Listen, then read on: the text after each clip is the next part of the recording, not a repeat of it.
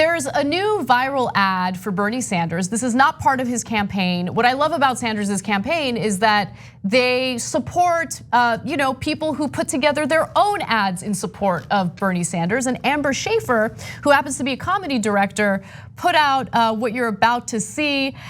This is referred to as the People's Perfume. Take a look.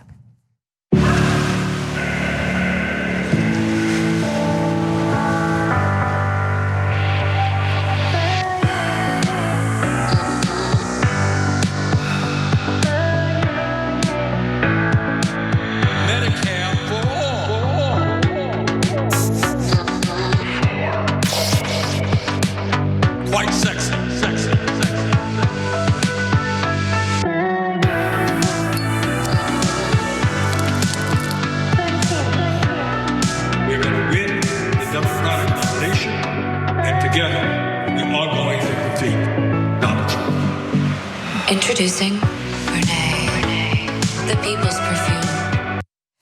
Bérnié, the People's Perfume. I just want to give you a quick quote from Amber Schaefer, the person who put that video together.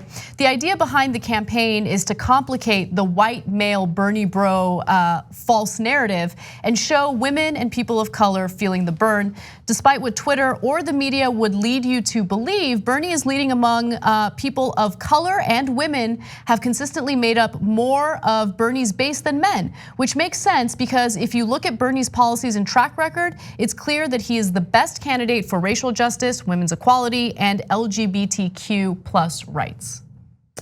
Yeah, I love that ad. It was nothing but fun. And then I thought about other progressive figures, and then I thought, Cenk. Oh my God.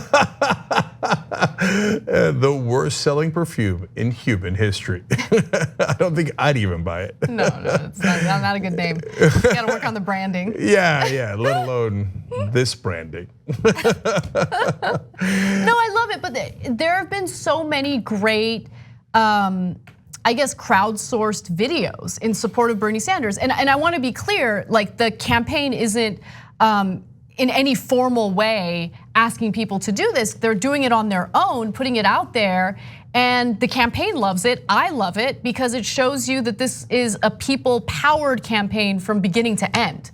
Every single component of it is people-powered. Okay, so first of all, there's an excellent chance right now the media is looking into who made this ad so that they could find something they've done wrong in their life and they could say, can you believe Bernie Sanders accepted this ad? He's got to give the ad back. He's got to give it back. You can't go around accepting things like Joe Rogan's kind of endorsement. Right. And so I'm only halfway kidding, like they might actually look into these people and try to find dirt on them. They'll find dirt on anyone who publicly supports Bernie Sanders. I mean, I wouldn't be surprised. Like the lengths that his opponents will go to just to try to destroy his campaign amazes me, but this is who they are because they can't win on the issues. His policies are popular, that's what it is. People aren't into Bernie Sanders because he's sexy. Like they're not into Bernie Sanders because they like the way he dresses or because they want to have a beer with him, although that does sound pretty awesome, I gotta say, right? They like him because he is a game changer. This is big structural change. And he needs to win, he just needs to win. Yeah, I don't know that other campaigns would even take ads. Like if they said, hey, you know what, let's make ads for you guys, but the people will make them. I guarantee you, 9 out of 10 campaigns are like, whoa, no, they'll say something wrong, we can't trust the people. Oh, no, that's crazy, that'll get us in trouble, no way. In fact, I know this for a fact because in a different context, Bernie's campaign in 2016 came up with the idea of empowering the volunteers so that they could be leaders and they could run canvases on their own. And every other campaign was like, you're nuts, you can't have the volunteers leading canvassing and leading other volunteers. They don't know what they're doing. No, they have to be told what to do. Right. And Bernie's team was like, I don't think so. I think that I trust people, I believe in people. Okay, so I like that you touched on that because that's his theory of change. Yeah. And no one gets it. No one, like the New York Times in their interview of the candidates to figure out who they were gonna endorse, right?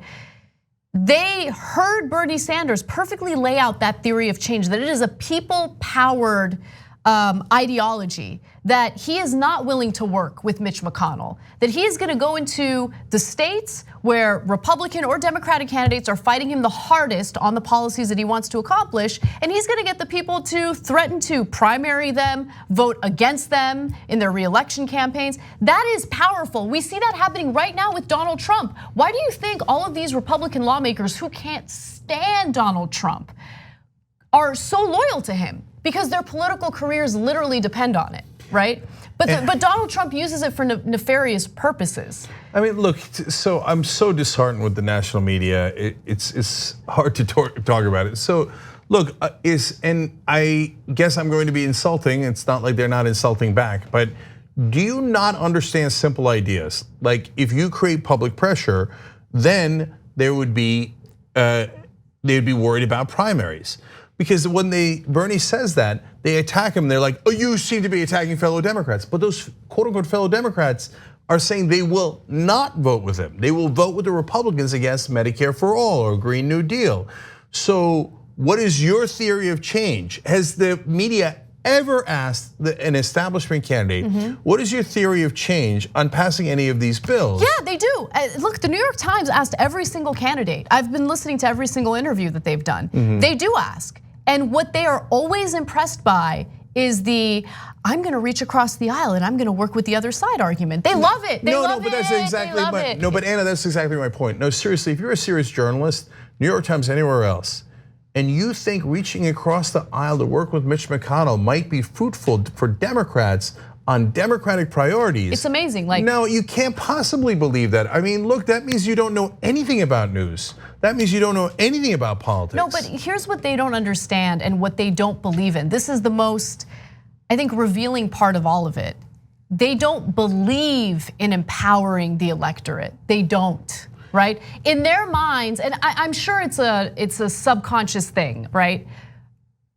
They know they're part of the elite. Like they went to the fancy schools, they got their Ivy League education, they made their way to the New York Times or wherever it is. They worked hard to get there, and so they're the elite. You gotta work to be the elite. They don't believe in the average American being empowered to push for real change in the country. At least that's what it seems like to me. So they totally belittle that idea as if it's like the most ridiculous thing anyone could ever claim to accomplish. But it's literally being accomplished right now by Donald Trump. He has empowered his small group of voters, and I say small because it's about 30% of the country. It's not even half the country. And they're so vocal, they're so vociferous, and they're so aggressive in holding Republican lawmakers accountable, that Republican lawmakers will literally enable the criminality of Donald Trump.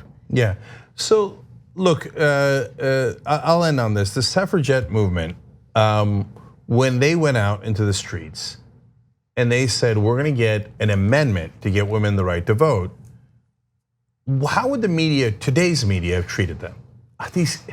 What are you guys, you're causing trouble, and you're trying to create public pressure, a mass movement. That's never gonna work. And how can you get people to vote for the amendment when you guys don't even have the right to vote? This is the most impractical, non-pragmatic thing we have ever heard. The correct answer is to reach across the aisle. Right? I mean, they would have said that. They would have derided those women. Yeah. They would have made fun of them. They would have said mass movements can't work. You should all go back home. You're never gonna get the right to vote. Right. It's not gonna happen in our lifetimes. Shut up and go home. And they would have been wrong. They would have been wrong because public pressure works. And they hate it. The elites hate public pressure because it involves the public. Yeah, exactly. And I mean, you don't even have to go to the suffragette movement. I mean, what happened during the New Deal? You think the New Deal was accepted by everyone when it was proposed? Of course it wasn't. It wasn't considered a practical thing to try to do or accomplish. There were many naysayers, but it got done. If you have big visions and you're willing to fight for them, you can get it done. You have to empower the people though. You can't rely on a corrupt political system for real change. That's just not gonna happen. The media has collective amnesia. So FDR didn't reach across the aisle. He said, I welcome their hatred. Damn right. And he got everything accomplished. If you go for big change, you get big change. If you go for small change, you actually get nothing. Thanks for watching The Young Turks, really appreciate it. Another way to show support is through YouTube memberships. You'll get to interact with us more. There's live chat emojis, badges. You've got emojis of me, Anna, John, JR, so those are super fun. But you also get playback of our exclusive member-only shows and specials right after they air. So all of that, all you gotta do is click that join button right underneath the video. Thank you.